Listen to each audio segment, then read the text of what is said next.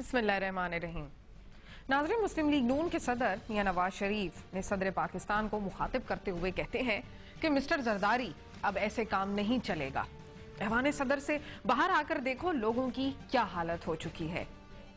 मगर ये सब बातें करने के बाद नवाज शरीफ साहब अमेरिका के सफीर कैमरॉन मंटर से मिलने पंजाब हाउस चले गए और आज सुबह के अखबारात में खबर लगी कि मुलाकात में पाक अमेरिका ताल्लुकात और खित्ते की सूरत हाल समेत बाहमी दिलचस्पी के उमूर पर तबादला ख्याल किया गया। मगर क्या अब ऐसे भी काम चलेगा? क्या ये खुला तज़ाद नहीं? इस हकीकत से कौन इनकार कर सकता है कि मुल्क में आज जितनी करप्शन है तारीख में इसकी मिसाल नहीं मिलती। और इसमें भी क्या शक है कि दोस्तों को इदारों में लगाया जा रहा है, क्या एटलीस्ट कोशिश की जा रही है कि वो सेटल हो जाएं। जैसे जस्टिस दीदार हुसैन शाह के लिए कोशिश की गई, अख्तर बुलंद राना, डॉक्टर आसिम हुसैन और कई और शामिल हैं। नाज़रीन, लिस्ट बहुत लंबी है और वक्त बहुत कम। अब तो सुप्रीम कोर्ट ने भी कराची में बदअमनी के हवाले से अपने फैसले में कई खामियों की निशानदेही कर दी है। मगर क्या सिंध की नाकाम हुकूमत अब भी इतनी हिम्मत कर सकती है कि वो अपना सही किरदार अदा कर सकें? और ऐसा नहीं होगा तो क्या ये कराची के अवाम के साथ नाइंसाफी नहीं? आज एक बार फिर कौमी असम्बली ने अखाड़े का मंजर पेश किया जिसमें मुस्लिम लीग नून और MQM आमने सामने थी। बड़ी मुश्किल से दीगर अरकान ने बीच बचाव कराया, मगर शदीद तल्ख कलामी और हंगामा राई और जातियात की सियासत जारी रही, जिसकी वजह से ऐवान की कार्रवाई भी मुअत्तल होकर रह गई। उधर अवाम लोड शेडिंग, महंगाई और बेरोजगारी ने अवाम का जीना दूभर कर दिया है। लोड शेडिंग के बाईस सनतें बंद हैं और मजदूर बेरोजगार बैठे हैं। अब सर्दियां भी आने वाली हैं और इस बार फिर गैस की किल्लत के बाईस घरों के चूल्हे बुझ जाएंगे। मगर फिक्र किसको? क्या ये सब कुछ जमहूरियत का हुस्न है? यही है मेरे सवालात। आप देख रहे हैं प्रोग्राम कब तक। मैं हूं सोफिया जमाल। आज हमें शो में ज्वाइन किया है जनाब सलीम सैफुल्लाह साहब ने, जो कि सरबराह हैं मुस्लिम लीग हम ख्याल ग्रुप के, और हमारे साथ मौजूद हैं औरिया मकबूल जान, जो कि सीनियर तज्जियाकार हैं। सबसे पहले मैं सलीम सैफुल्लाह साहब से अपने शो का आगाज करूंगी। सलीम साहब, आप तमाम तर सियासत को देख रहे हैं, तमाम तर बातें सामने आ रही हैं। करप्शन की कोई तारीख इस तरह की नहीं मिलती जहां पर इस तरीके से करप्शन किया हो। कैसे देख रहे हैं हालात, किस डायरेक्शन में जा रहे हैं? जी बिस्मिल्लाहिर्रहमानिर्रहीम। बीबी, जो आपने बातें की हैं मैं सुन रहा था, ये सारी हकीकत है। और हम भी कोई बच्चे नहीं हैं। पिछले 40 साल से अब जब मेरे सबसे बड़े भाई ने इलेक्शन 70 में लड़ा तो उनके साथ मैं फिरा करता था। तो इतनी ज्यादा रिश्वत सतानी और इतनी बदअमनी शायद पहले कभी नजर नहीं आई। और यकीनन बजा तौर पे सब ये सवाल कर सकते हैं कि ये जमहूरियत है, जमहूरियत का ये फल है कि कराची से लेकर खैबर तक बदअमनी है, रिश्वत सतानी है, रिश्वत के तौर पे अपने दोस्तों को नवाजा जा रहा है, मेरिट जो है उसकी दचकियां उड़ाई जा रही हैं। कोई इस मुल्क में तो अच्छे लोगों की कोई कमी नहीं है जी। हाँ।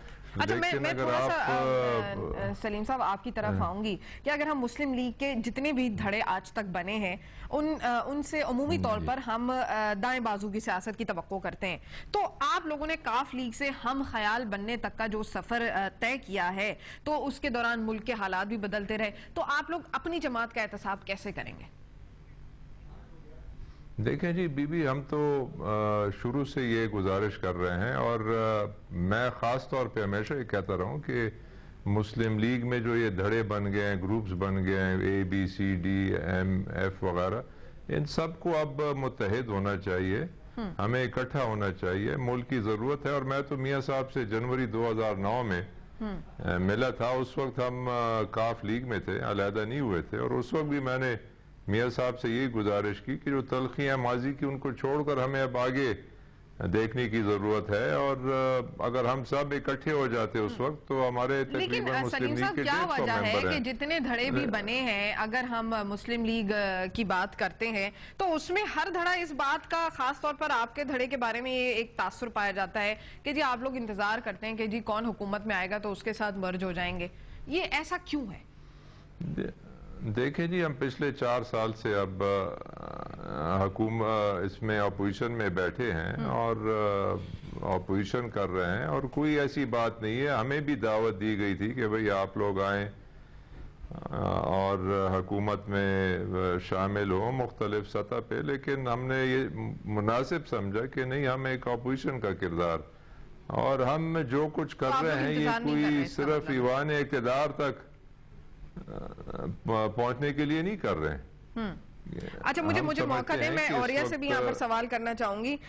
औरिया, अगर आपने हमारी गुफ्तगू सुनी हो, तमाम तर सियासी सूरत हाल, रोजाना के दंगल, रोज के अखाड़े, कभी फसी बुखारी को नामजद करने से इनकार कर दिया जाता है तो जी कभी 2 छुट्टियों पर प्रॉब्लम शुरू हो जाती है, जातियात की सियासत शुरू हो जाती है। कैसे देख रहे हैं आप सियासत को, ये हो क्या रहा है मुल्क के अंदर? देखिए, जब कौमों पे सवाल आता है और कौमों में एक ऐसी कैफियत पैदा होती है कि जब उनका पॉलिटिकल सिस्टम और उनका गवर्निंग सिस्टम और बाकी चीजें जब तबाह होने लगती हैं तो अवाम और सियासतदान 2 फरीक बन जाते हैं। सियासतदान जो हैं वो अपने हिसाब से कुछ मसाइल होते हैं जिनको समझते हैं कि यही उनके मसले हैं जिनकी वजह से उन्हें जिंदगी में आगे बढ़ना है और उन्होंने मसाइल को हल करना है, अपने मसाइल को, और लोगों के मसाइल बिल्कुल मुख्तलिफ हो जाते हैं। पाकिस्तान की पॉलिटिक्स जो है इस वक्त डिवाइड हो गई हुई है अवाम की टोटल उमंगों से और लोगों के मसाइल से। फ्रेंच रेवोल्यूशन जब आया था तो उसके बाद एक बीच में 10 साल के दरमियान एक वक्फा आया था, जब पहली दफा वर्साई पैलेस का डाउनफॉल हुआ था तो एक पार्लियामेंट सी बना दी थी किंग ने, और वो पार्लियामेंट जो थी वो उसके अंदर जब डिस्कशन होती थी वो इसी तरह की होती थी कि ये सिस्टम को हम कैसे आगे बढ़ाएंगे, अवाम का थोड़ा सा गुबार कैसे निकालेंगे, या हम ये जो अपनी जो फीफडम्स हैं उनको कैसे सिक्योर करेंगे, और जो रॉबर्ट्सबेरी ने जो इस्लाहात डाली हैं उनके खिलाफ हम कैसे चलेंगे, दूसरे वाले इस्लाहात कैसे लाएंगे। और पब्लिक जो थी वो ये हालत थी कि 6 लाख लोग जो थे वो पेरिस शहर के अंदर फकीर बन गए हुए थे। और फिर तो पाकिस्तान की पॉलिटिक्स का हाल एग्जैक्टली वही है कि जो न अवाम को दिलचस्पी है फसी बुखारी आता है या फसी बुखारी नहीं आता, न अवाम को दिलचस्पी है सिस्टम चलता है या नहीं चलता। सिस्टम जो है अवाम की सर्विस के लिए होता है, अवाम के उमंगों और अवाम के ख्यालात और अवाम की मसाइल से बिल्कुल अलहदा नहीं होता।